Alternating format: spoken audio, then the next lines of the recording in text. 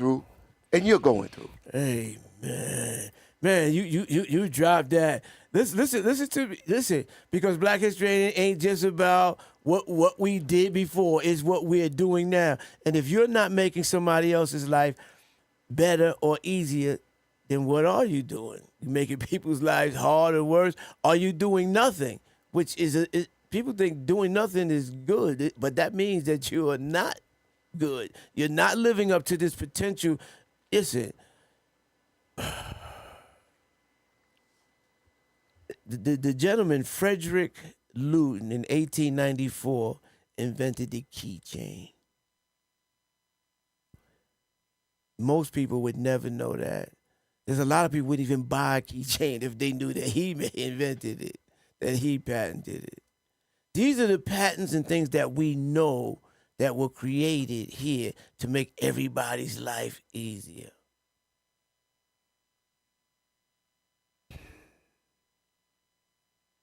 Our spirit is about making progress for the next generation, for the other people. It's never been about commercialization, capitalization. It's been about community and communal living. Don't get it misconstrued like they want to tell you about some communism. Or let's talk about socialism. See, they'll tell you about socialism and that it's wrong. But at the same time, this government, people make millions through socialization process. They are socializing, giving them money to build things when they ain't got a penny, but won't give you money to build something even if you got a little. Grants and bonds and loans and outright resources and assets bequeathed to people that you and I can't get. And we got people who made those things. Listen, people don't even know that the internet that we all on now was helped, developed by, just like you watched the movie Hidden Figures and found out how we got to the moon, that it was 3 black women who were hidden figures for real, not just in the back offices, on the pages of history. They were, how many you got 2 young women right now, high school students. I said this before, I'm gonna say it every show if I have to, who have done almost what they kept saying was impossible. They have figured out the Pythagorean theory. Yes, he said it. They figured it out. 2,000-year-old theory that so-called geniuses and people with letters after their name and people who were born superior supposedly to these 2 black high schoolers. You don't hear that. You don't hear that. You hear black on black crime. You don't hear about the black 2 high school students who did the impossible.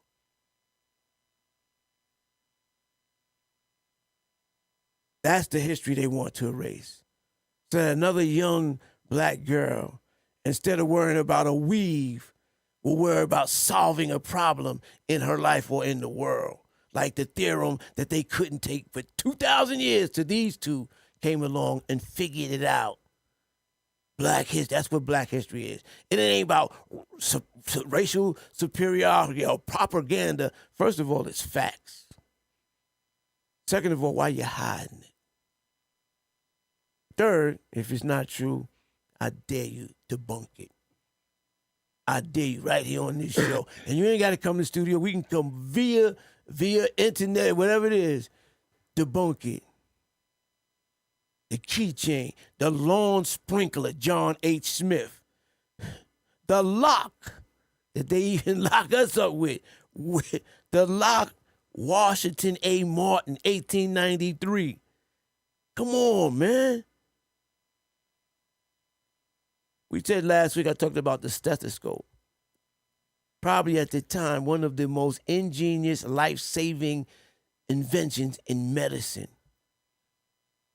The ability, first of all, it was a sign for years of medicine that you wore a stethoscope, which means you had some medical knowledge and training. It was to listen to your body talk to this trained person to tell what was good, bad, or indifferent. The black man came up with that without a degree, without letters after his name, without the National Honor Society, without not being in a sorority, fraternity, or MAGA. You know, excuse me. You know that you spoke about the stethoscope, and as you were speaking about it, I got introduced to the stethoscope. Well, as a kid, all of us got introduced to it, but when I was in the Army, I was in nursing school. Mm-hmm. And back then, you had to use a stethoscope to take blood pressure. Yeah. And just the fact that that instrument was vital, but they never tell you about where it came from, who created it, and as you stated, the lives it saved. And when that person created it, that was the purpose of the creation, to save lives or to make people's lives better. The man died who created the ability to freeze blood so that other people could live. They denied him medical treatment. This is the type of racial stuff that goes on when you don't know your history, when you don't realize that you are the founder of everything. Everything. Let me tell you this. We invented the straightening comb, Madam C.J. Walker, who ain't half straight hair. If that ain't thinking outside the box, if that ain't entrepreneurial genius, she ain't make a comb for her. The straightening comb was to straighten the hair so that some people could pass, some people could play. I know some of y'all can't see me. I just flick my hair and all that. Like, I don't know what that's about because I ain't a woman, but I guess that means something. She made it. Nobody. The phone transmitter. I keep telling you, the thermostat. I'll just tell you. Listen, a black man made the ice cream scoop. You know, if they showed the pictures of all these different black inventors, what would happen is the kids would see somebody that resembled or looked like them. And they would know that the people in front of us did these things. And because I'm looking at somebody who looks like me that did something constructive, as opposed to the kid that's on the block selling the drugs or wearing the fancy jewelry or the bling bling, all these things that they have distracting us, they would see the value in themselves. Yeah, and that's what it's about, value. When people try to they devalue you by not letting you know your history. When they tell you that our history as people of African descent started during the slave trade, or that our history over here, let me tell you something, for the record. We were in the United States of America, the land that they claimed and stole and call that now, before it was called the United States of America. We have been everywhere on the global planet that is humanly habitable. That is why you can find us everywhere on the planet that is humanly habitable. Unless there's a restricted covenant that don't allow you to live over there, or there's a Ku Klux Klan that runs you out of there, or that type of stuff. But we have been everywhere because when you're the first here, you're probably the first to go everywhere that's here. But you've been everywhere that's here. And that's what the history won't tell you. They won't tell you that Vladimir Putin, this communist monster, bows down at his church to a black Madonna and a black baby Jesus. They won't tell you that. They won't tell you that it's in the Vatican. They won't tell you that. The book that he refers to, or that is a must-read, is called They Came Before Columbus by Ivan Van Sertima. Mm-hmm. It's a must-read. Must-read.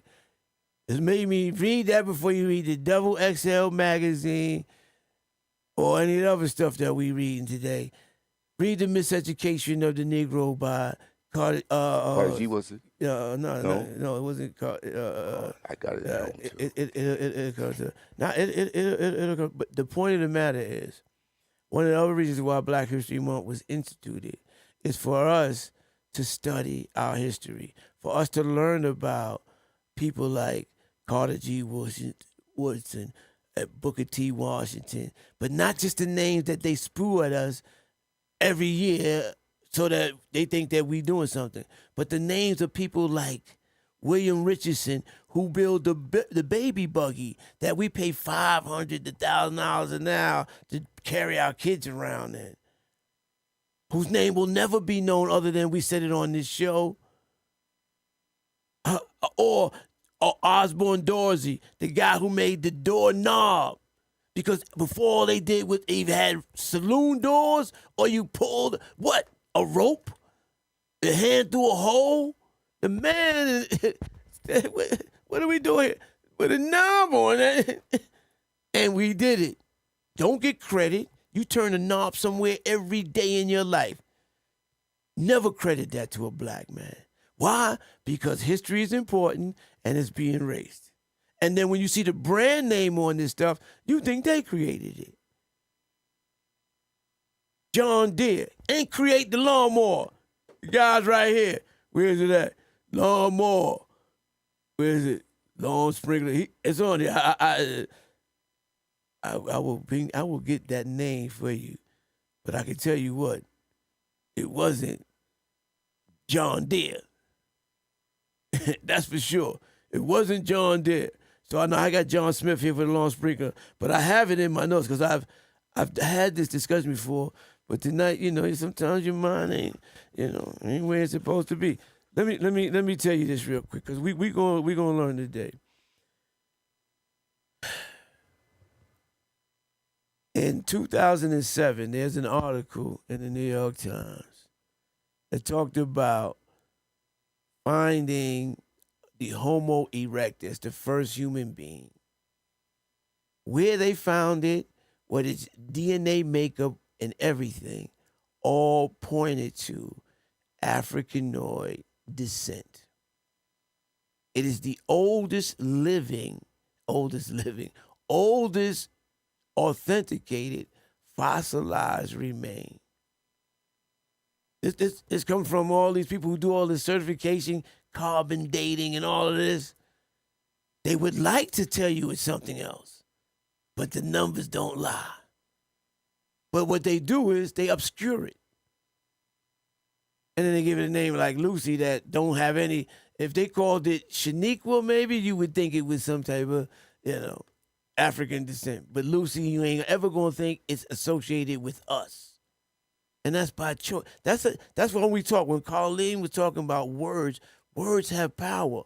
We want to say, sticks and stones break my bones. But that's a nice little rhyme they teach you when you're young to deal with all that. But the fact of the matter, words often cut worse than anything. And they hurt humongously. Sometimes they even decimate, change, and ruin our day, our lives. So to act like words are this innocuous thing that we do, why do they even give words meanings? And why in language like English, so many words are bastardized that can mean they can mean 10 different things. But where did the words come from? It came from the motherland. It came from us. That history is written. Why would they not tell you that? So that I could have somebody say, well, I ain't going to go to school. I ain't going to get the white man's education. If you're the inventor of words, universities, then whose education are you really rejecting? And I don't mean just the system, because I reject that. I'm talking about the knowledge, because even in their even in their antiquated racist system, there's some things that you could call out as factual. But you got to dig, you got to sift, and they're gonna be on the face. What did we say on this show? Before we can be set free, we got to recognize and unhearse ourselves from the lies that kept us hostage. the lies we tell to each other, lies we tell generational, how not good we are, how much better other people are and have. We talk our own. The life and death is in the tongue. We speak our own life and death when we talk, when we call each other the N-word instead of brother. Because what I tell you, people talk always, how do you stop the violence in the streets? Stop calling each other the N-word and call each other brothers and sisters. Because it's so hard to kill your brother. But it's easy as hell to kill that N-word. That's how powerful words are.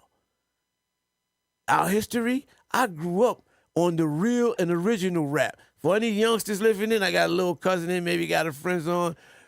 The KRS-Ones, the Scott LaRocks, the Public Enemy, the real Tribe Nubians, and the real group, X-Clan, the groups who taught knowledge, wisdom, and understanding. The groups that taught history, the groups that taught good stuff, supplanted intentionally by nonsense rap, drugs, misogyny, facts, yes. Why do you think that happened? They said, oh, this art form, and it ain't go. I was there when Kool Herc and them put on that first show in front of Sedgwick Avenue. I lived right up the block. Not up the block, but on Ark. Eric B. and Rakim. Yes. And it was an art form. It was battle rapping, talking about truth and never about hurting and harming each other. Yeah. There's a man, he goes by the name of Willie Lynch. Mm-hmm. And the thing he did is he came and he showed the slave masters how to pit us one against the other, how to use the complexions, the location of where people worked to fight and to keep us battling one another. And that plan is still in effect today. So it's incumbent upon you to learn the history, because in a lie, you can find the truth if you're looking for the truth. And if you're looking for something other than what they tell you, we done so often now just rely on what's being told to us. And I'm asking you to fact check what I'm saying. I got the receipts, so I'm not worried about it. But other people gonna spook to you what somebody told them, and they didn't check that. Listen. The reason why they didn't want us educated because people, education is power. Here we go again. Another misconception. Oh wait, no, not education. Knowledge is power. Now, knowledge is only power, first of all, if you use it. Knowledge is only power if the knowledge you get is creating power. Because listen, you got people know how many points Michael Jordan scored in 1986, how many times this went. They can give you every athletic statistic on the world. What power does that give them? Unless they're going to work on a sports talk show, what power does it give them? But that's knowledge. Knowledge is just the acquisitions of facts. What facts are you acquisitioning? That depends on how much power you got. If the facts you acquisition is what the number gonna be today, that ain't no power because you're probably not gonna hit that. Yeah, Tone said he going back to Yap. Because nothing really changed. You are what you eat. My brother up there saying, listen, facts, man. Listen to this. If we don't start to learn who we are, then we will have people telling us who we are. And they're telling us who we are because they don't want us to be who we really could be. Now, I know that sounds a little confusing, but let me show you how that works. I come out today. I was a little discombobulated. I told him I needed a moment. I had to get out the car, walk down the block, walk back, clear my head, because as I'm leaving my house to come here to do the show, I see a breaking news thing because I've been out of town a few days, so I try to catch up. And it was over the weekend, they had a shooting in front of the Tops, in the Tops parking lot. They had a shooting between obviously people who look like me and each other, right? In the Tops parking lot. But not near one of those Negroes was there to shoot the day they killed 10 of our valued community members. When he's talking about Willie Lynch, that is the Willie Lynch syndrome, where I would pull out a gun and gun you down and on sacred ground where we lost value to a racist coward, that you would gun down or attempt to gun down anybody on that land that looked like you. And I can bet you, man, that day that happened, somebody out there, like they had them guns out there this weekend to shoot at each other, had them out there then. Never one of them did anything. That's the mental slavery we in now. We will hurt our own at the drop of a dime. But the people who really hurting us, I just don't, it had me so incensed. I fought to have that store closed. And while I'm watching the report, you know what happened? A woman goes over there and they say, did you go there? She said, sure, every day I'm going over there now, proudly, right? And the next lady said, well, it's the only store we have. So that means those 10 people that died for nothing. Because what they died for is because we only had one store. That a coward racist could write a manifesto after investigating. People who kill us investigate. We don't investigate nothing. They do their history. He knew that if he came to the Tops on Jefferson, he could kill more black people than anywhere else on this side of the Eastern Seaboard. Because there was only one store in that area that if you wanted fresh anything, even if it wasn't as fresh as it should be, that's where you had to get it from. That's what he knew. So he went there because he knew. And he could go there, well, he can't, but anybody can go there today or tomorrow and do the same thing. There's not a damn thing been done. And another store been built. They still got us walking on the blood and guts of our loved ones. Don't even have a fitting memorial for it. After, it's 22. Almost 5 years ago. No new store. No memorial. No regard for or respect of the place. We shooting at each other over there.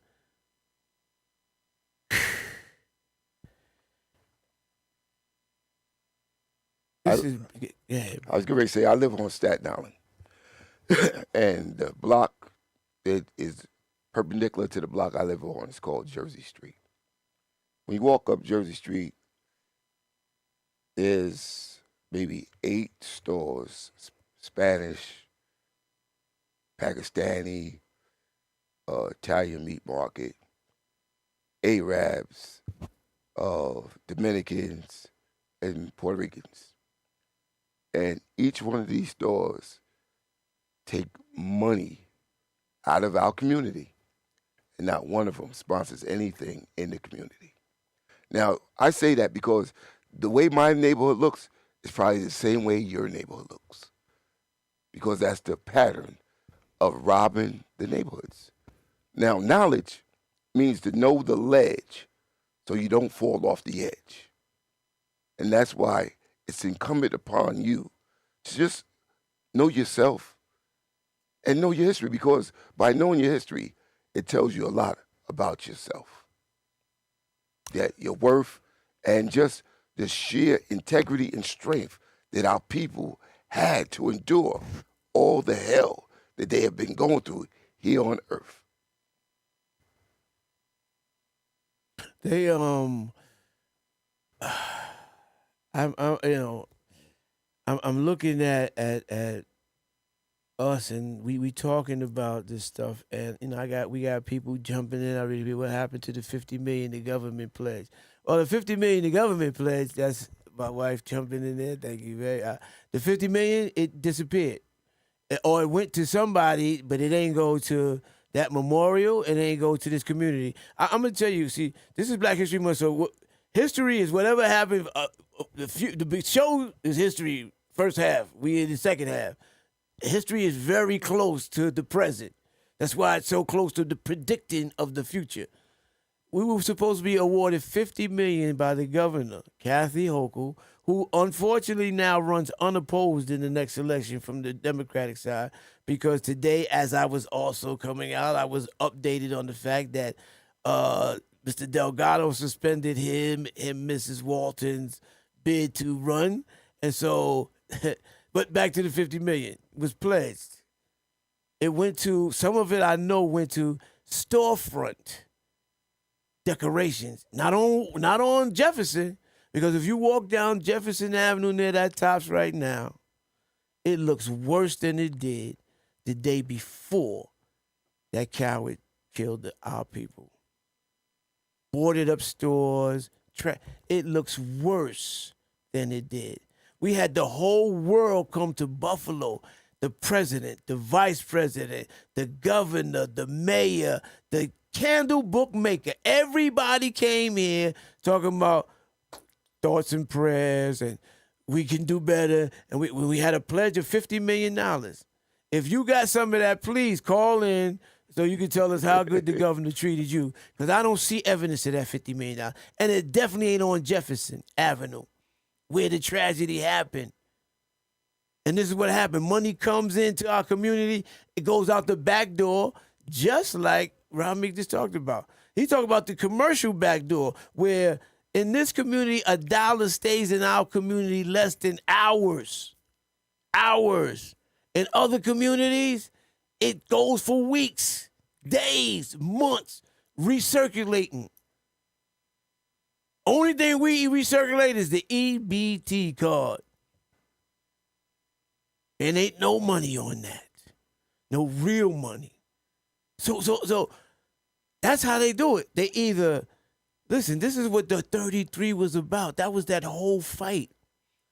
The 33 was put in the middle of this town so that people could take the money from work back to their suburbs, man.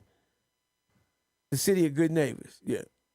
You want to live next to you with work here and go right back out. Needed the first, they'd have to want to take the scenic route, want the expressway out back to the burbs.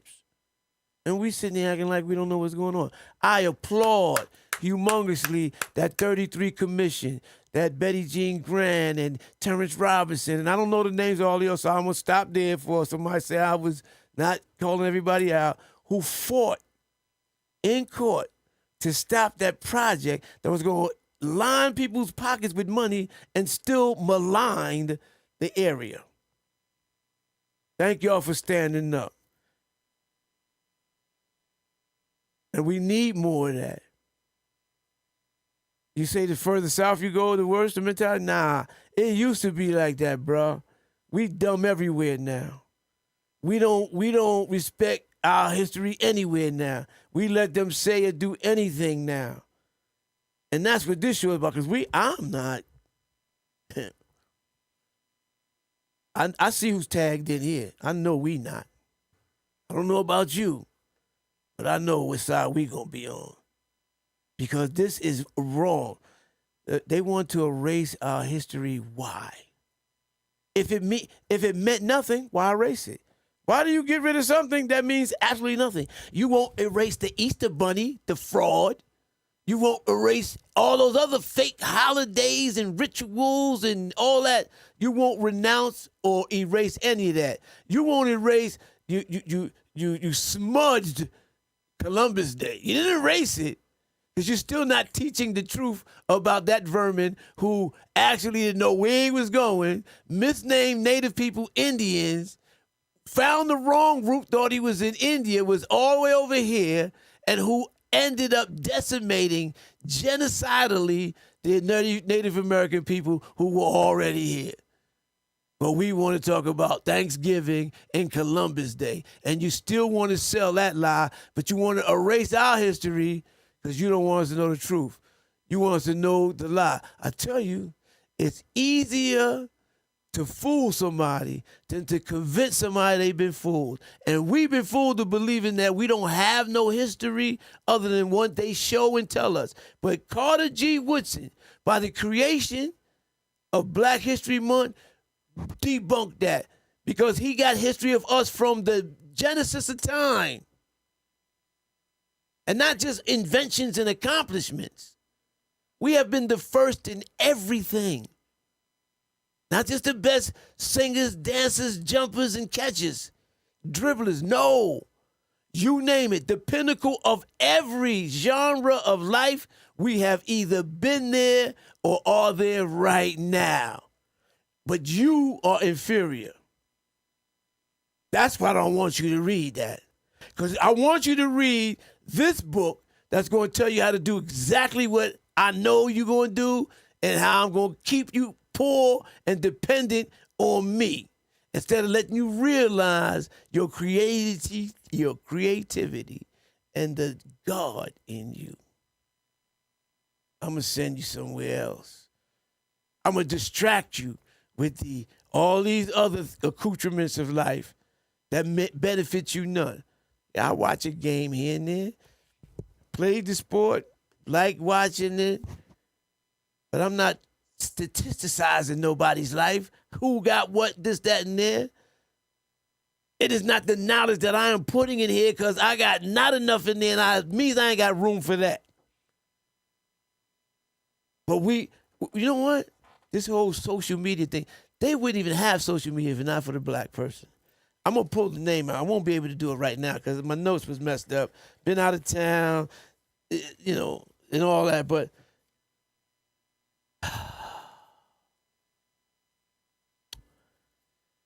I thought it might be on the top. But hold it really quick. And again, enormous shout out to the Challenger, the Buffalo Challenger.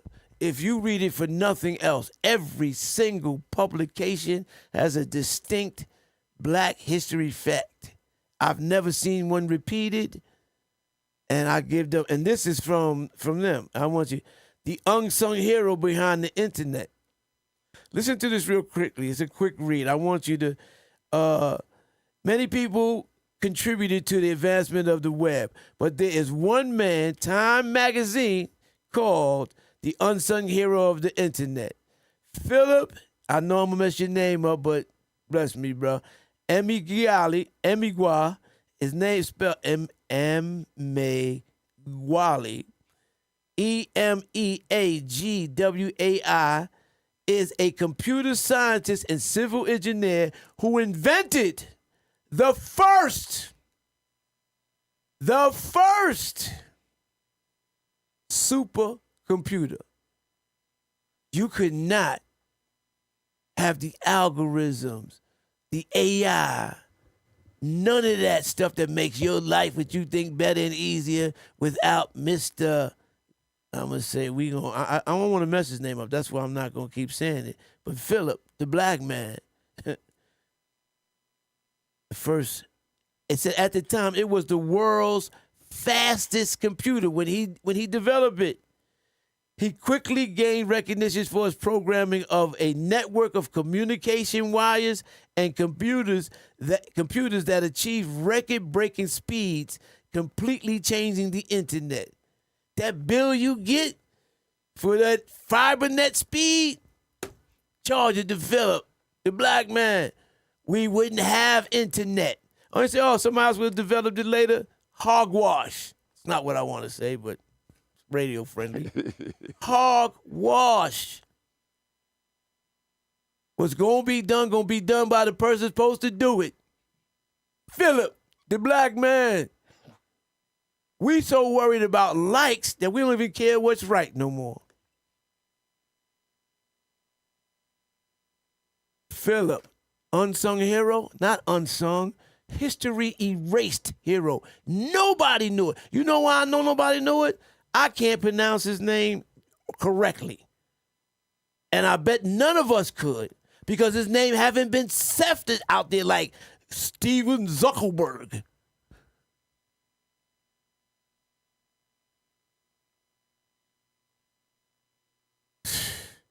In 1989, Mr. Emeagwali won the Gordon Bell Prize, which is considered the Nobel Prize of computing.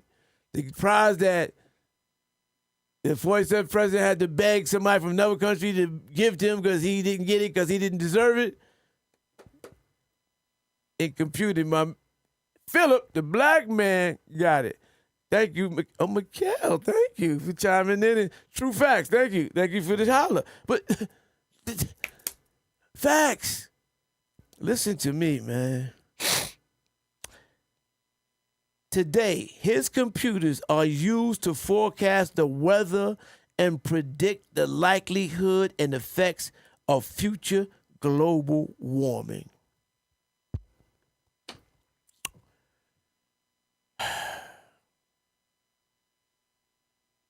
Thank you, Challenger. Thank you, Philip Emeagwali, Nigerian born. So he don't get more African than born in Nigeria. So you can't say it wasn't a black man. He mulatto, Nigerian born Philip. Yeah, I got in a cab, and the driver was from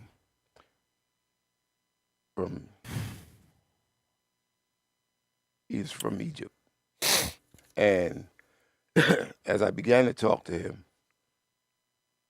I asked him about the fact that why do they tell people or make people think that Egypt is part of the Mediterranean? No, that is the Middle East. And Sorry. he said to me,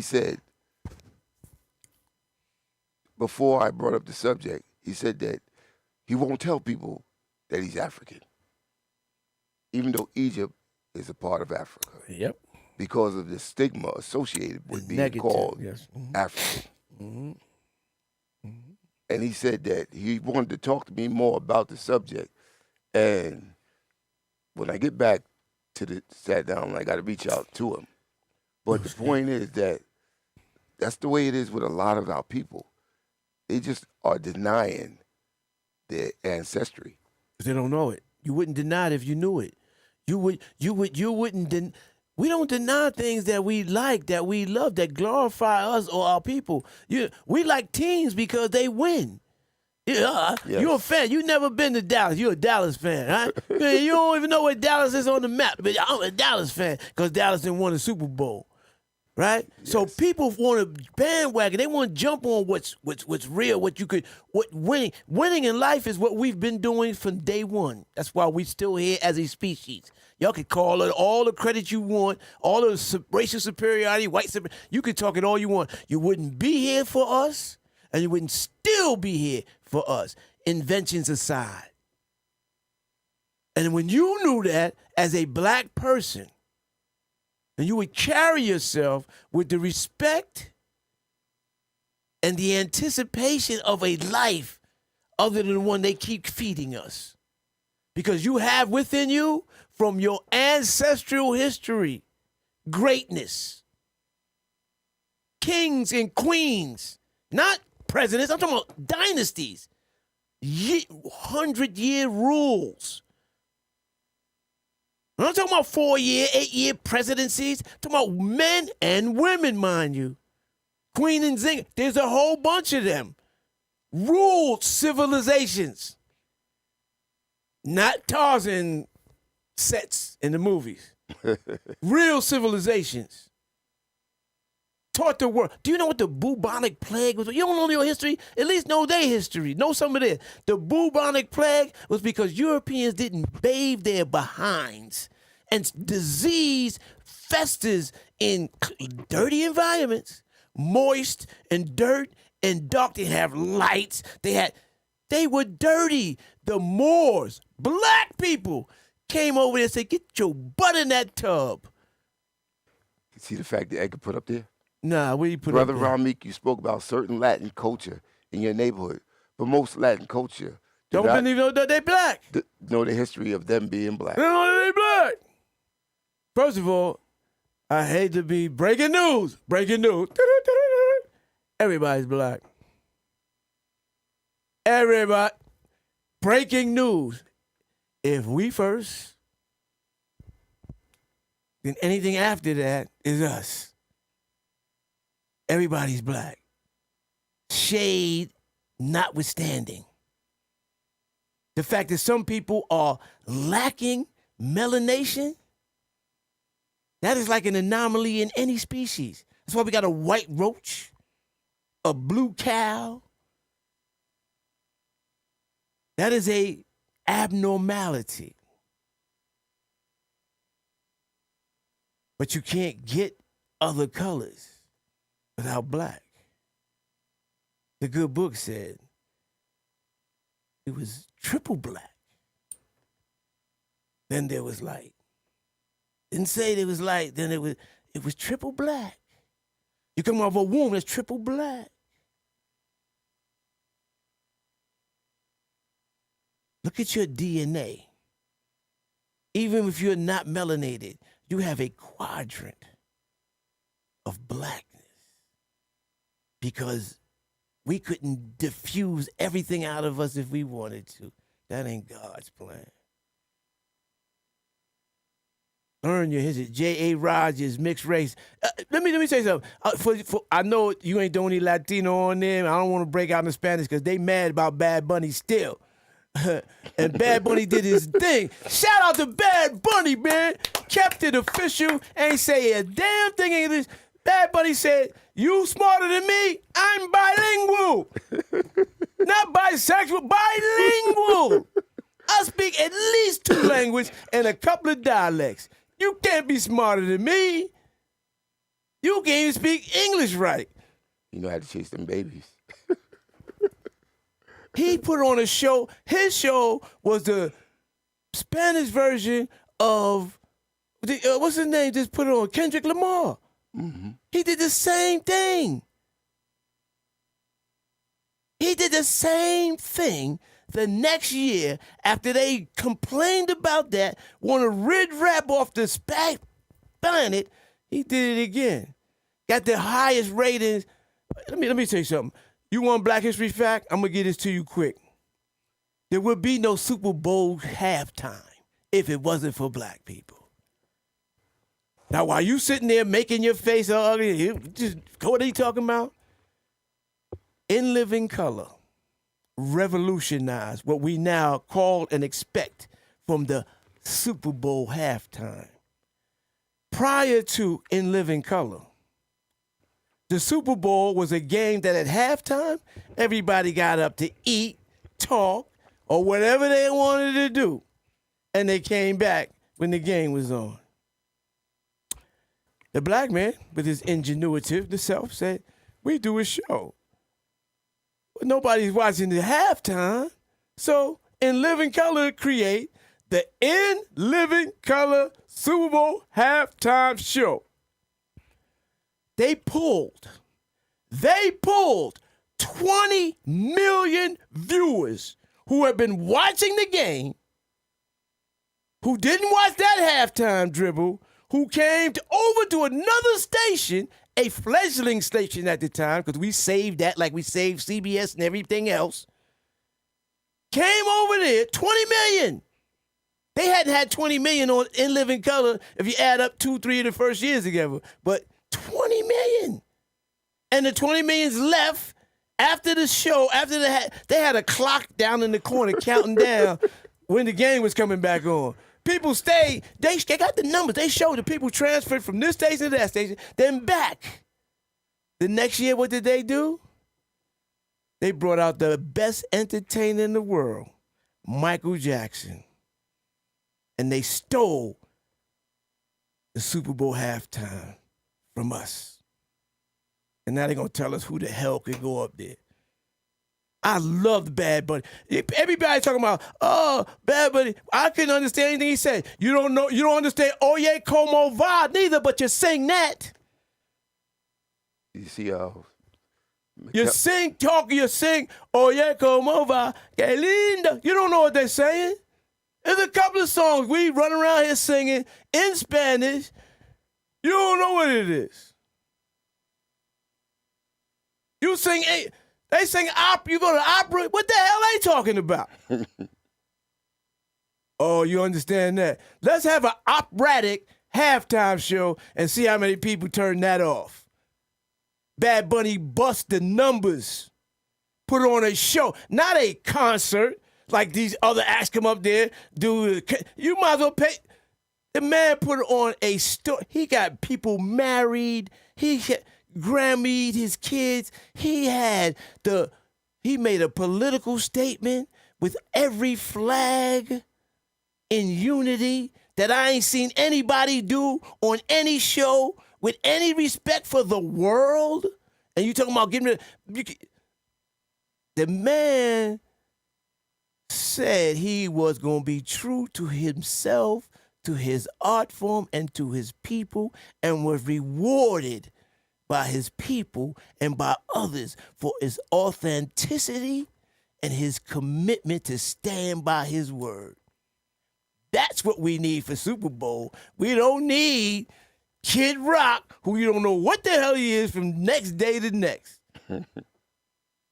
Somebody that stand on principle regardless of dollars. Let me tell you how stupid this guy, the president, is. Talk about money. That man, Bad Bunny, has the largest viewing audience in the world. Now, of course, they want to use him to go into the Spanish market.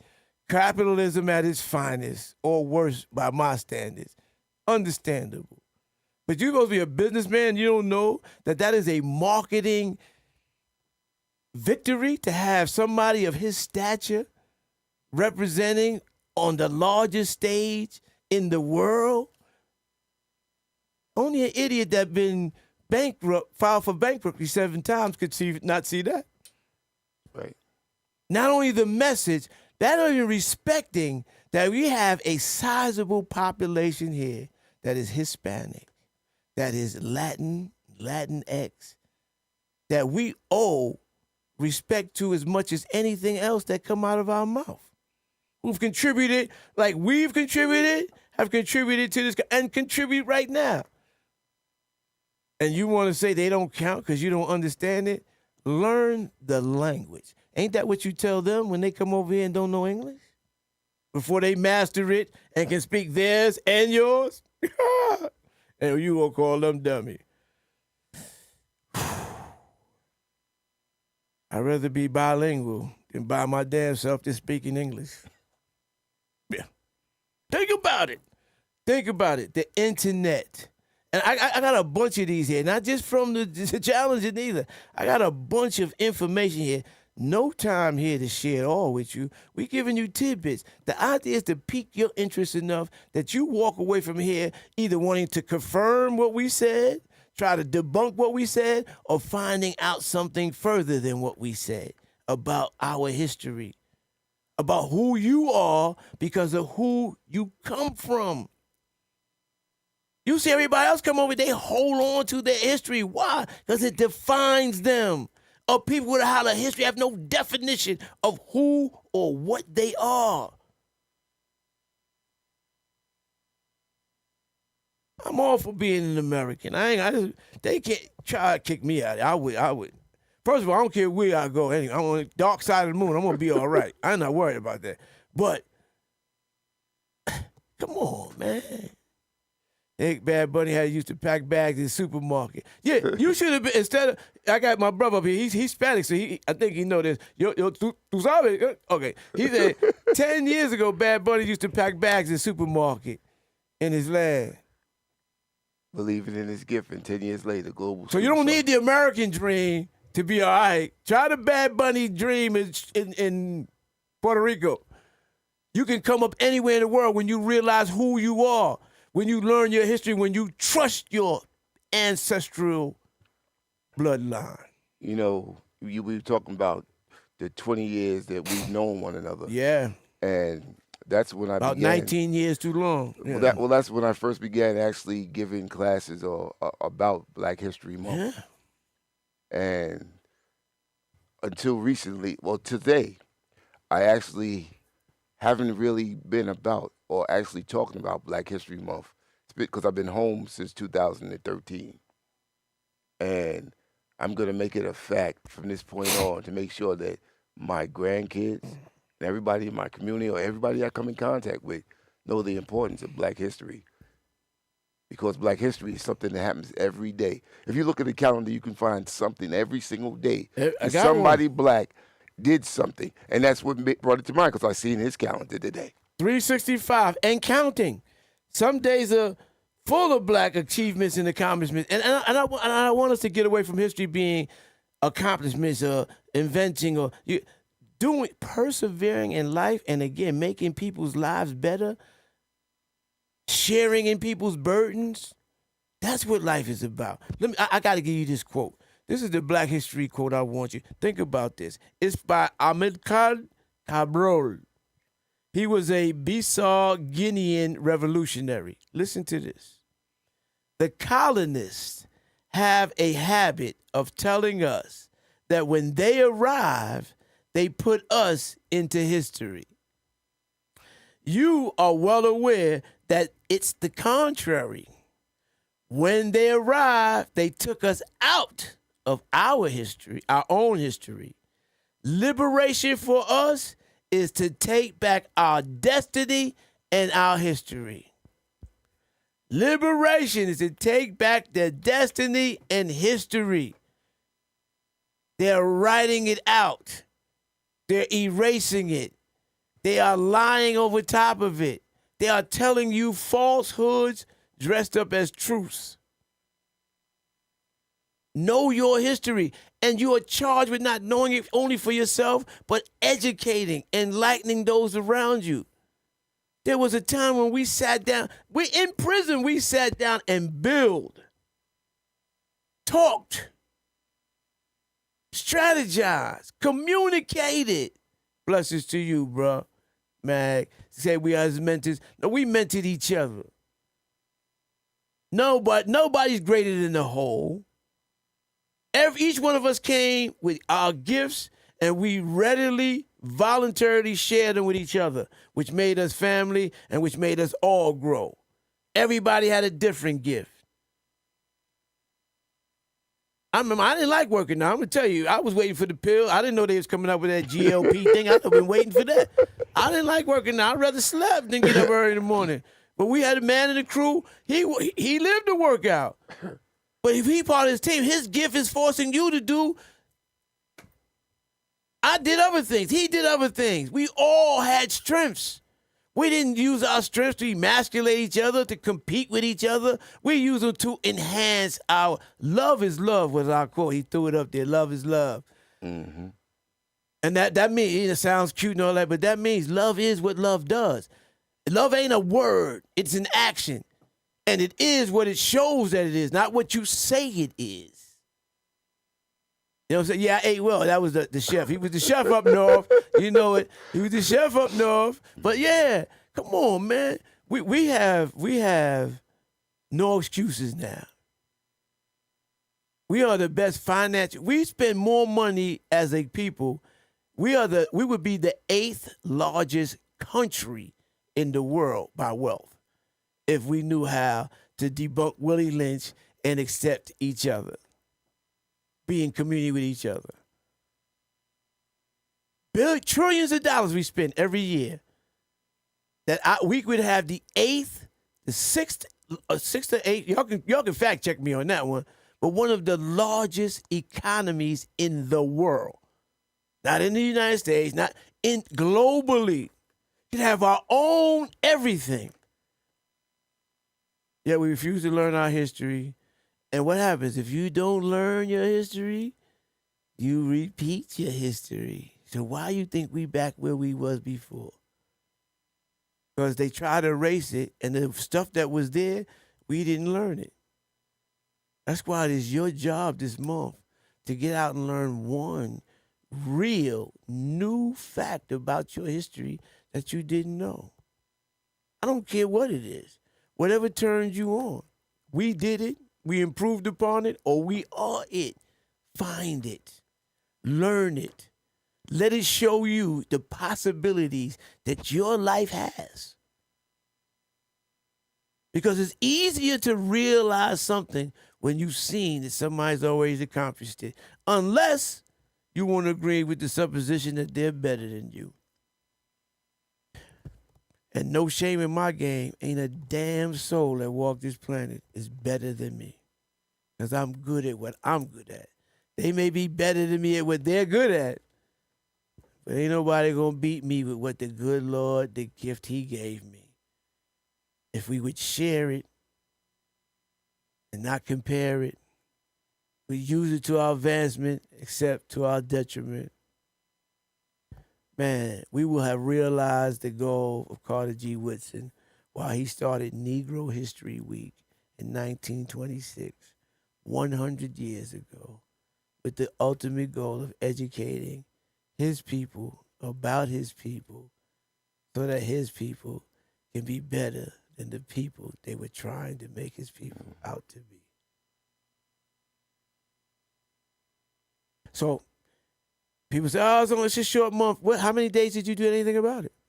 It might as well be the difference. If it was 31 days, what difference? You ain't did nothing all, what today is? The 10th. What have you done up to today other than listen to this fine show? Talk about, if you put this on your list, I'm going to give you a pass. You got your Black History from here. But, come on, man. Go out and read something we wrote. There's a miseducation, nigga. College, there's books. I mean, there are books. But the one book changed my life. The autobiography of Malcolm X. You read something that tells you, other than you the father, you the face of black on black crime. You're the face of criminality. You're the face of welfare. You're the face of poverty. They want you and I to be the face of everything negative and wrong in this country. When if it don't be for us, this country would have never existed. Would have never had the wealth that they share now to rule the world was made on the backs of us who suffered in slavery and worked for free. I want to throw a couple of books out there. The African Origin of Egyptian Civilization by Ivan Van Sertima. Stolen Legacy by George G.M. James. Stolen Legacy, one of the first ones I read. All right. Also, The Invisible Man by Ralph Ellison. Yeah. But there's a list of books that are out there that are worth reading. But the most important thing is to read something. Something positive, something Black positive. History. And not just to read. I mean, we thought out a couple of titles, but I can tell you, if you read anything by Ivan Van Sertima, by Kwasi and Buffet, you read any Junzo. See, that the African names mess me up. I've been Americanized. I'm sorry. I can't make no bones about that. But there are so many out there, names of authors, even Du Bois. I mean, Baldwin. You would not believe, but because you don't know your history. There's the book by Dr. Kumar Das, Black People Created Everything. I told you about this before. Get that. It's a quick read, chocked with information, some of which we share with you today. Listen, we're getting to the end of the show. I'm not even going to play my ending clip. This is Black History Month. We're going to do a little something different. I'm going to shout out to the black people all over the diaspora. And when I say black people, that doesn't exclude anybody. Because when you know that same mud, same blood, when you understand that there's only one race, the human race. And as long as you and I are in it, there's no separation between us. Shout out genetically and otherwise. Shout out to special women out there. Shout out to everybody.